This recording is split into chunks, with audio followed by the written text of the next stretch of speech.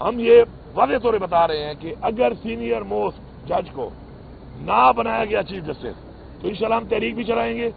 انشاءاللہ اس دفعہ جو پلان ہو رہا ہے اور جو پلان میں کر رہا ہوں انشاءاللہ تو پاکستان کے ہر کونے سے، آزاد کشمیر سے اور گلگت بلتستان سے، ہر جگہ سے لوگ نکلیں گے. اس کے بعد ایک فائنل کال جو ہوگی ہماری، وہ کہتے ہیں نا کہ فائنل کال کا مطلب یہ ہے ڈو اور ڈائی، آر یا پار ہوگا پھر. اور آر یا پار میں انشاءاللہ یہ پورا ملک بند ہوگا.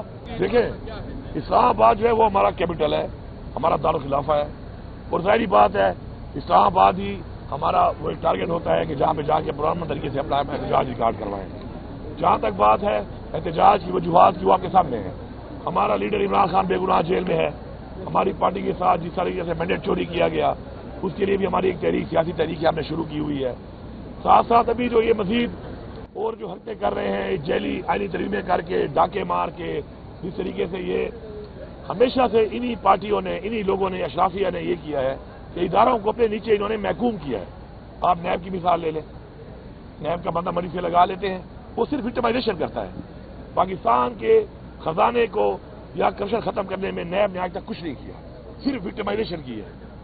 اسی طرح جو باقی محکمے ہیں، اسی طریقے سے ادارے ہیں، وہ اس لیے نیچے جا رہے ہیں اور اس لیے نیچے جاتے جا رہے ہیں کہ جو پالیسیز ہیں وہ غلط بنائی جاتی ہیں. اشرافیہ اپنے آپ کو پروٹیکٹ کرنے کے لیے اور محکوم کرنے کے لیے اداروں کو کام کرتی ہے. اب جس طریقے سے عدلیہ، آزاد عدلیہ، اس کے اوپر اس کو آزاد نہیں چھوڑا گیا، انہوں نے اپنے بینیفٹس کے لیے عدلیہ کو ہی محکوم کر دیا. ہم یہ واضح طور پہ بتا رہے ہیں کہ اگر سینئر موسٹ جج کو نہ بنایا گیا چیف جسٹس تو انشاءاللہ ہم تحریک بھی چلائیں گے. ہم اپنا آئینی حق ہے ہمارا، ہم اس کو چلائیں گے. باقی جب بات کر رہے ہیں دوبارہ کہ ہم انشاءاللہ دوبارہ جائیں گے، بالکل ہم جائیں گے. پہلے عمران خان صاحب کے احکامات تھے کہ ہم نے جا کے ڈی چوک کے اوپر احتجاج ریکارڈ کرنا ہے. ہم وہاں پہ پہنچے، ہم نے بتایا کہ فسطائیت، جبر، زور، ہم پرامن طریقے سے ہم نے احتجاج کرنا تھا.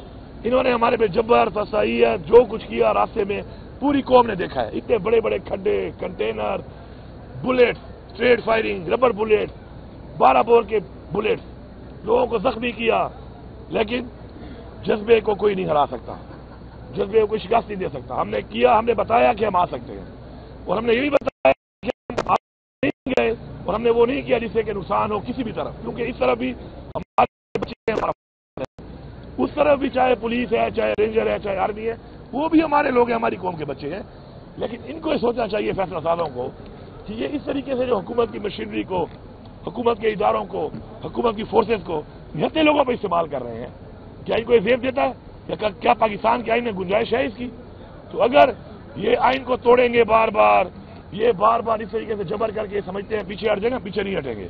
انشاءاللہ اس دفعہ جو پلان ہو رہا ہے اور جو پلان میں کر رہا ہوں انشاءاللہ تو پاکستان کے ہر کونے سے، آزاد کشمیر سے اور گلگت بلتستان سے، ہر جگہ سے لوگ نکلیں گے اور جہاں تک وہ پہنچ سکتے ہیں، جتنا بھی وہ مقابلہ کر کے جہاں تک آگے آ سکتے ہیں وہ آتے جائیں گے. اور جہاں پر بھی رکاوٹ ایسی ہوگی کہ نہیں ٹوٹ سکتی اس کا وہ مقابلہ کرتے رہیں گے. پیچھے سے اور لوگ عمران کو ہم بلاک کریں گے.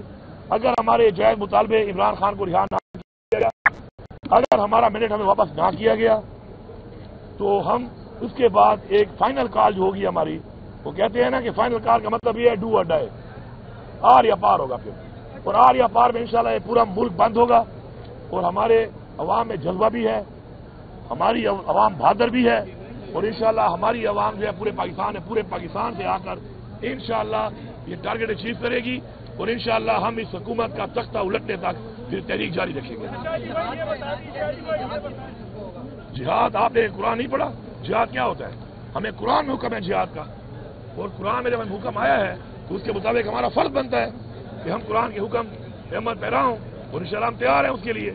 اگر ہمیں اپنے ملک کے اندر جو اسلام کے نام پہ ملک بنا ہے اس کے اندر اگر یہ جو جس طریقے سے فرونیت اور بدماشی، آئین کو توڑ کر، قانون کو توڑ کر اپنی مرضی کے اقدامات کریں گے، لوگوں کا مینڈیٹ جمہوریت کا چوری کریں گے، اور اس کے بعد لوگوں کو اغوا کریں گے، لوگوں کے بچوں کو اٹھائیں گے، لوگوں کی فیملیوں کو اٹھائیں گے، لوگوں کے ضمیر خریدیں گے، تو یہ سمجھتے ہیں کہ میں یہ سمجھتا ہوں کہ اگر یہ سمجھتے ہیں کہ کہ ایسے حالات میں ہم ان کو ایسے ہی چلنے دیں گے تو ایسا نہیں ہے. ہم پرامن ضرور ہیں لیکن انشاءاللہ ہمیں جو حکم ہے اسلام میں قرآن میں ہم انشاءاللہ اعلان کیا ہے اس اعلان پہ انشاءاللہ عمل درآمد کریں گے اور پوری قوم کی ان سے جان چھڑوائیں گے. پاکستان کی معیشت سے لے کر پاکستان کا ہر ادارہ اس وقت انہوں نے تباہ کر دیا ہے. انہی لوگوں کی وجہ سے آج ہمارا ملک یہاں پہنچا ہوا ہے. آپ عمران خان کے ٹائم میں دیکھیں دہشت گردی کہاں تھی, ختم ہو گئی تھی. جیسے ہی عمران خان کو انہوں نے سازش سے ہٹایا اس کے بعد دہشت گردی نے جنم لیا. اس سے نقصان کس کا ہو رہا ہے؟ پاکستان کا ہو رہا ہے. ان کو پاکستان کی پرواہ ہی نہیں ہے, ان کا پاکستان میں ہے ہی کچھ نہیں. سارا پیسہ ان کا باہر پڑا ہے, انہوں نے بھاگ جانا ہے. ایک یہاں پہ منہ پہ رواج بنا ہوا ہے مال لوٹو اور باہر نکل جاؤ. لیکن ہم نے یہاں پہ رہنا ہے, ہمارے بچوں نے یہاں پہ رہنا ہے. ہمارا لیڈر عمران خان جو ہے وہ کہتا ہے کہ میں پاکستان میں ہی رہوں گا اور پاکستان ہی ہمارا سب کچھ ہے. تو ہم اس پاکستان کے اوپر کمپرومائز نہیں کریں گے. انشاءاللہ ہم حد تک جائیں گے, ہمیں جانے بھی دینی پڑی انشاءاللہ ہم جانے دیں گے. لیکن ہم ان کو بتا رہے ہیں فیصلہ سازوں کو کہ یہ نوبت نہ آنے دو, اپنے فیصلے ٹھیک کرو. اور یہ جس طریقے سے آپ کر رہے ہو, یہ جو آپ جس طریقے سے رویہ اختیار کر کے بیٹھے ہو, اگر آپ یہ سمجھتے ہو کہ یہ راستہ اپنے گھر کی طرف آپ دکھا رہے ہو, آپ کا گھر بھی سیف نہیں ہے. حالات ہمیشہ ایسے نہیں رہتے. ایسی روایات ایسے حرکات کر کے آپ جو راستہ دکھا رہے ہو تو یہ راستہ آپ کے گھر کو بھی جاتا ہے, آپ یاد رکھیں. اچھا جی بھائی یہ بتا دیجئے کہ آپ لوگوں نے مجوزہ آئینی ترمیم کے حوالے سے ووٹ نہیں دیا تو کہا جا رہا ہے کہ آپ نے ایک طرح سے ان کی حمایت کی ہے. اب لوگوں نے صرف بائیکاٹ کیا, مخالفت میں ووٹ نہیں ڈالا. تو کہتے ہیں مخالفت سے ووٹ نہ ڈالنا بھی ایک طرح سے وہ تعین کی آپ لوگ. دیکھیں بات یہ ہے جب بھی کوئی اس طرح کی ترمیم پاس کی جاتی ہے تو اس کے لیے جو ترمیم پاس کرنے والے ہیں انہوں نے ووٹ پورے کرنے ہوتے ہیں اپنے. انہوں نے 2/3 اپنا پورا کرنا تھا. اور ہمارے تو لوگوں کو جس طرح اغوا کیا جا رہا تھا اور جو حالات بنے ہوئے تھے ہم نے تو لوگوں کو پروٹیکٹ کیا ہوا تھا کیونکہ ان کو اغوا کر رہے تھے, ان کے پیچھے پڑے ہوئے تھے, ان کو غائب کر. ابھی ہمارے بہت سے لوگ غائب ہیں. تو اس میں بندے چونکہ انہوں نے پورے کرنے ہوتے ہیں اور وہ چاہے وہ کانفیڈنس کا ووٹ ہو, نو کانفیڈنس کا ہو یا کوئی بھی طرح کی ترمیم ہو تو اس میں ووٹنگ ان کی میٹر کرتی ہے جنہیں ترمیم پاس کرنی ہوتی ہے. باقی میں ویسے بھی پوری قوم کو بتا دوں ایک بات کہ اچھا ہے کہ مشکل حالات ہمارے پہ آ گئے تاکہ پتہ چلے, مشکل حالات میں پتہ چلتا ہے کہ نسلی کون ہے اور اصلی کون ہے اور بے نسل کون ہے. تو اچھی بات ہے, یہ کوئی بہانہ نہیں ہے. میرے پہ سختی تھی, بزدلی اور غداری. جب آپ نے چھرا گھوم دیا اپنے لیڈر عمران خان کی کمر میں تو آپ ایک ہی زمرے میں آتے ہیں. بزدل بھی اسی زمرے میں آتا ہے کہ بزدلی سے غداری کی یا زمین فروش پیسے لے کے غداری کی. غدار غدار ہے, تاریخ میں غدار کا ایک ہی نام ہے کہ وہ غدار ہے. یہ سارے غداروں سے جان چھوٹ رہی ہے. اب ہمارے پاس نکلے ہوئے وہ کہتے ہیں نا چھڑے ہوئے بندے انشاءاللہ نکل کے آ رہے ہیں, چاہے وہ ہماری لیڈرشپ میں ہیں, چاہے ہمارے سپورٹرز ہیں, ووٹرز ہیں, ہماری یوتھ ہے. ویسے بھی ہماری تو یہی پالیسی ہے کہ ہم نے اپنی اس یوتھ پہ ان لوگوں کو آگے لے کے آنا ہے کہ جن میں وہ جذبہ اور نظریہ ہے کہ وہ پاکستان کو ٹھیک کریں. تو اچھی بات ہے, یہ روایتی لوگوں سے, یہ غداروں سے, زمین فروشوں سے جان چھوٹ رہی ہے. یوتھ کو موقع ملے گا, ینگ لوگوں کو موقع ملے گا. اس بہادری کے ساتھ وہ آگے آ کے لیڈرشپ ان میں آئے گی, وہ اپنے آپ کو ثابت کریں گے کہ وہ لیڈرشپ کے قابل ہیں اور وہ لیڈر بنیں گے انشاءاللہ, اور وہی پاکستان کو ٹھیک کریں گے. Thank you.